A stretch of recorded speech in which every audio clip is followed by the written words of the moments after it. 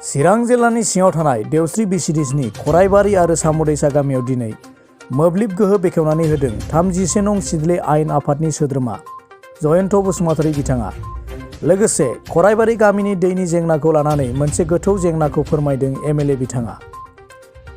गुबुन गामिनि दैनि जेंनाजों गोरोबाब्लाबो 2022 मायथाइयावनो एबा बे बोसोराव सुस्रांनानै होगोन होननानैबो फोरमायबावदों जयन्त बसुमतारी बिथाङा।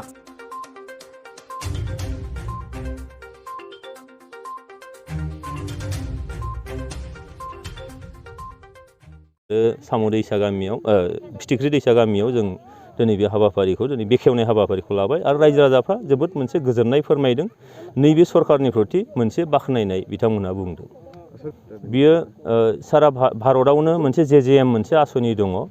बे जेजेएम आसनिजों मोनफ्रोमबो न'खराव नोङो मोनफा मोनफा मोनसे टेप थागोन बेखौ भारत सरकारा बुंदों। आरो नैबे ओनसोला जाहैबाय भुटाननिफ्राय नोङो 10 किल'मिटार माने जानथायनि गेजेराव गोग्लैयो आरो नैबे भुटान रायजोनिफ्राय 10 किल'मिटार ओरै आफांजों खोलाहा जानथाय बेखिनियाव मा जाहैबाय एसे एनै रांजों मोनसे दैनि बेयाव बरिं खालामनो हाया। ओरैनो साधारनथ' जेजेएमनि आसनिया नोङो मोनसे बरिंआव खुरोब्ला ओरै गाहायाव 2 लाख 2.25 लाख बिदि रांजों जायो। नाथाय नैबेयाव मोनसे बरिं खुरनोनो बेयाव गैयाब्लाबो 15 निफ्राय 20-25 लाख नांगौ जायो। दा बेयाव नोङो मिसिंजों ड्रिलिं खालामनांगौ जायो, खरसा बेयाव एसे बारा जायो। ओरैनो सारा भारतआव जिखौ मोनसे आसनि लादों जि एमाउन्टनि बे नैबेयाव खाथिया बेयाव थोआ लोमा जायो आरो नों खुरनो हाया।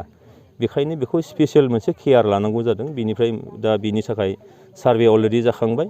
मिजिं खालामदों 2022 बे मायथाइनि गेजेराव बे लोंग्रा दैया बिथांमोननि गामियाव सफैगोन। बिथांमोननि गामिल' नङा, सारा जेराव जेराव लोंग्रा दै गैया बियो बै जेजेएम आसनिनि गेजेरजों बे बिथांमोनहा बे सुबिदाखौ मोननो हागोन।